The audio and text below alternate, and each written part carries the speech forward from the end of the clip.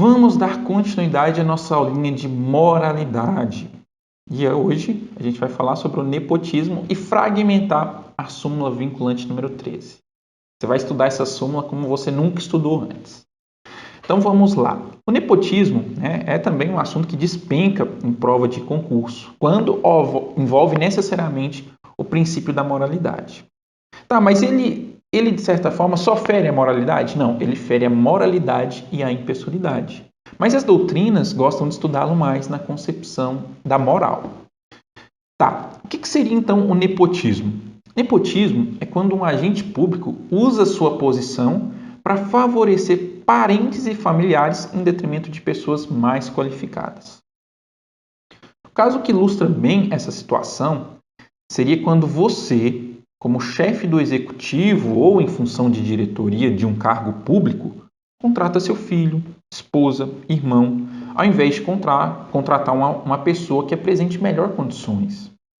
Esse tipo de ato, ele era muito comum dentro da administração. Hoje ele vem ficando mais ameno.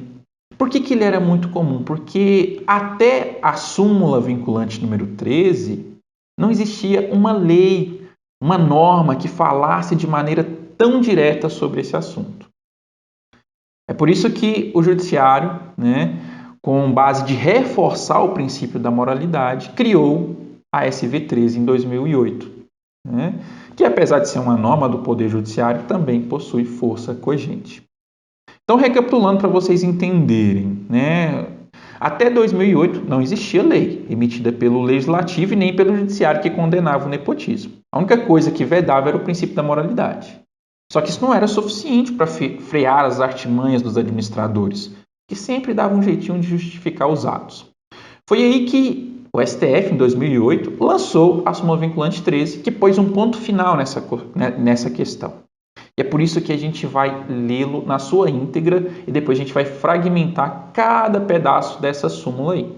Então vamos lá, deixa eu ler essa súmula completa para vocês. Esse documento ele fala o seguinte: a nomeação de cônjuge, companheiro ou parente em linha reta, colateral ou por afinidade, até terceiro grau, inclusive da autoridade nomeante ou do servidor da mesma pessoa jurídica investida em cargo de direção, chefia ou assessoramento, para o exercício de cargo em comissão ou confiança, ou ainda de função gratificada na administração pública direta e indireta, em qualquer dos poderes da União, dos Estados, do Distrito Federal e dos municípios, compreendido o ajuste mediante designação recíprocas, viola a Constituição Federal. Gigante isso aí, É uma súmula bem extensa e tem vários pontos aí que a gente vai ter que abordar de maneira fragmentada para a gente entendê-la por completo. E é isso que a gente vai fazer agora. Eu vou dividir o estudo dessa norma em 5 pontos. Então vamos lá, vamos começar com o primeiro ponto. Vou ler para vocês essa parte em destaque. É vedado a nomeação de cônjuge, companheiro, parente em linha reta, colateral ou por afinidade até terceiro grau. Nessa primeira parte, o ato jurisprudencial quis deixar bem claro que a norma não se refere a todos os tipos de parentes, mas apenas alguns. E ele destaca 5, que é o cônjuge, linha reta, colaterais, afinidades e tem que ser até terceiro grau. O cônjuge, para quem não sabe, acredito que todo mundo sabe o que é o cônjuge, mas deixando claro, é a esposa ou marido, ou dependendo da orientação sexual, o companheiro. Os parentes de linha reta são os descendentes e os ascendentes direto. Enquadram aqui pais e avós, que são ascendentes, e também filhos e netos, que são os descendentes. Os colaterais são os parentes de escanteio, irmãos, tios e sobrinhos. Os de afinidade é aquele parentesco que você adquire com o casamento. Então entra seu sogro, sogra, cunhado, cunhada. E por fim, fechando aí os parentescos, a súmula destaca que esses parentes têm que ser até o terceiro grau. Isso aqui é muito importante. Saber o que é parente de terceiro grau. E eu quero abrir um grande destaque para o primo. O primo, ou seja, os filhos dos seus tios paternos ou maternos, não entra na cláusula de nepotismo. Se a pessoa quiser colocar um primo em um cargo público, ela pode. E isso não é considerado nepotismo. Ah, mas cunhado não pode? Por que primo pode? Porque cunhado é parente de afinidade de segundo grau e primo é de quarto grau. Gravem isso, tá bom?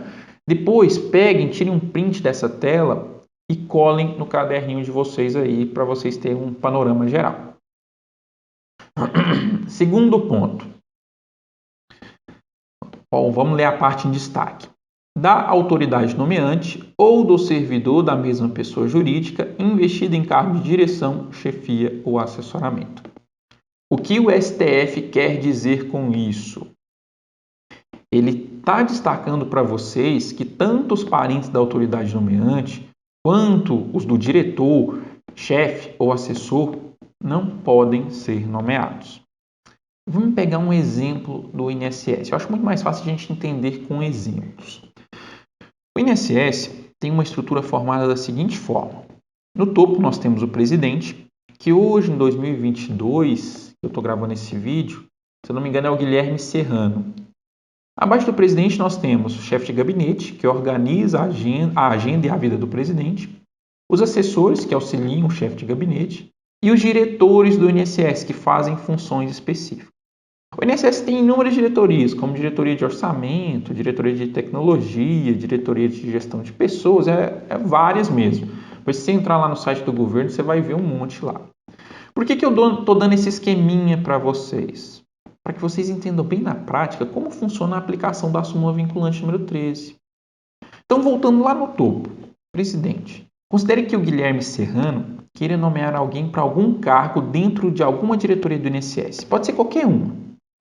Lembrem que, além do cargo de diretor, que é comissionado, assim como o de chefe de gabinete e assessor, tem vários outros dentro das diretorias que também são.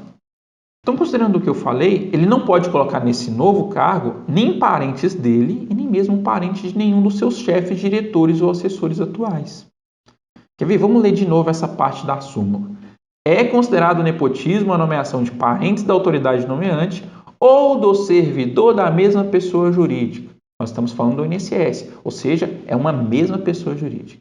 Investida em cargo de direção, chefia ou assessoramento. Dessa forma, se o presidente colocar uma pessoa X em alguma diretoria do INSS, ele não pode colocar um irmão dessa pessoa em cargo de direção, chefia ou qualquer outro cargo de comissão dentro da mesma pessoa jurídica, ou seja, dentro do INSS. Ok? Continuando, terceiro ponto, vamos ler o destaque aí. Para exercício de cargo em comissão ou confiança, ou ainda de função gratificada. Nessa parte, o STF ele deixa bem claro que só é considerado nepotismo cargo de comissão ou confiança. Não entra aqui o chamado cargo político, que é o que mais gera confusão nos concurseiros. Cargo político é aquele que a autoridade nomeante tem o direito de colocar pessoas de sua confiança íntima. E dessa forma ele pode colocar filho, esposa, irmão, sobrinho, avô. Pode colocar qualquer um aí da sua família direta. O único detalhe que tem que se atentar é que essa pessoa tem que ter um mínimo de conhecimento técnico para exercer aquele cargo, porque senão fere o princípio da razoabilidade que a gente vai ver depois. Exemplos de cargos políticos que você não pode esquecer: os ministros do Estado, que aí tem vários, ministro da Educação, ministro da Cultura, ministro da Saúde, aí vai. As secretarias estaduais e os secretários municipais, que também são vários. Dessa forma, se o prefeito da sua cidade tiver 10 irmãos e quiser colocar eles como secretários da sua cidade, ele pode. Porém, cada um deles tem que ter um mínimo de conhecimento técnico sobre o assunto condizente à secretaria. Por exemplo, seria totalmente razoável ele colocar como secretário da Educação um irmão dele que não terminou nenhum ensino médio. Como é que uma pessoa que não tem nem o mínimo que é a educação básica pode representar a autoridade máxima de ensino naquela região? E assim, eu estou citando isso aqui, parece ser uma situação impossível, mas acontece, viu? Tem cidades menores aí, onde não há cobrança social, que essas situações que ferem diretamente os princípios são extremamente comuns. Eu mesmo conheço alguns exemplos, mas não vou citar aqui para não ter represália. Outra coisa que é importante diferenciarmos é a distinção de cargo de comissão para cargo de confiança. A principal diferença entre os dois é que o cargo de comissão se nomeia qualquer pessoa, Já o de confiança aqui é apenas de servidores efetivos que passaram por concurso público. Então, suponha que você tem ali no INSS um cargo de comissão e um cargo de confiança ainda para serem preenchidos. Para preencher o cargo de confiança, deve-se necessariamente escolher um servidor do INSS, ou seja, alguém que passou no concurso. Pode ser um analista, um técnico, um médico perito, qualquer um, desde que seja efetivo naquela entidade pública. Agora, o cargo de comissão ele não precisa disso. Se quiser colocar uma pessoa que nunca passou num concurso, pode colocar. Tá? Agora, é importante ressaltar, que é uma coisa que acontece em ambos os casos, que a nomeação para o cargo de comissão ou de confiança, ela é livre. Pode ser nomeado a qualquer hora, desde que a vaga esteja disponível. E da mesma forma que pode ser nomeado a qualquer momento, também pode ser exonerado a qualquer momento. Então, se a autoridade nomeante colocou alguém para ser, coordenador geral de gestão de pessoas no INSS para ganhar R$6.000, e depois de 2 meses o presidente quiser colocar outra pessoa, ele pode. Mas só que aqui a gente tem uma diferença entre os dois, entre o cargo de comissão e o cargo de confiança. Quando se trata de cargo de confiança, onde o servidor já era efetivo, se ele for exonerado, ele volta para o seu cargo anterior. Então, suponha que um médico perito do INSS tenha sido nomeado a um cargo de confiança na diretoria de saúde do trabalhador. Um exemplo. Ele antes ganhava 10 mil como médico perito e agora ganha 20 mil como médico em cargo de diretor. Se depois de 2 meses ele foi exonerado, ele volta como médico perito ganhando os seus 10 mil. Então, essa aí é a diferença básica quanto à exoneração nas duas situações. Vamos para o quarto ponto. Na administração pública direta e indireta, em qualquer dos poderes da União, dos Estados, do Distrito Federal e dos municípios. Essa ressalva aqui não tem muito o que falar não, gente. A súmula vinculante 13 ela se estende a toda a administração em todos os seus níveis. Nas próximas aulas, nós falaremos com mais detalhes o que é administração pública direta e o que é administração pública indireta. No caso do INSS, que é o exemplo que eu venho citando, ela é uma entidade pública vinculada à União, pertencente à administração pública indireta. Mas isso aqui a gente vai ver depois. Só saiba no momento que essa súmula se refere à administração como um todo. E por fim, o quinto ponto. Compreendido o ajuste mediante designação recíprocas. Esse último detalhe da SV 13 retrata sobre o nepotismo cruzado, que são situações que as autoridades tentam enganar e fazer o chamado jeitinho brasileiro. A melhor forma de vocês entenderem é empregando num exemplo. Suponha que o prefeito da cidade de Canoas, chamado João, vamos colocar nome aos bois, queira colocar o seu filho num cargo de comissão da prefeitura.